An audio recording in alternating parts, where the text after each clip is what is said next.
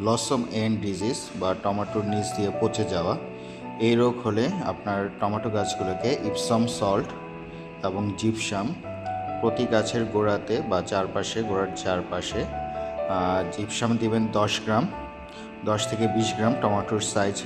টমেটোর পাত্রের সাইজ অনুসারে 10 থেকে 20 গ্রাম জিপসাম দিবেন এবং ইপসম সল্টটা প্রয়োগ করবেন 1 চা চামচ পরিমাণ বা 5 থেকে 10 গ্রাম পরিমাণ ইপসম সল্টটা প্রয়োগ করবেন।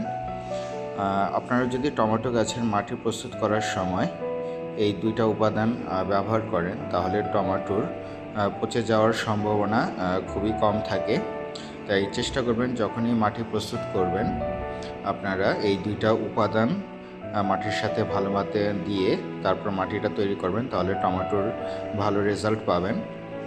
আজকে আমার সব গাছে যত সবজি গাছ আছে এবং আনার গাছগুলোতে এবং আমার যে গ্রো বেডগুলো আছে সবগুলোতেই আমি জিপসাম আর ইপসাম সল্ট প্রয়োগ করেছি, যাতে জিপসাম দিলে ফলগুলো খুব সুন্দর হয়। তো সবাই ভালো থাকবেন। আসসালামু আলাইকুম, খোদা হাফেজ।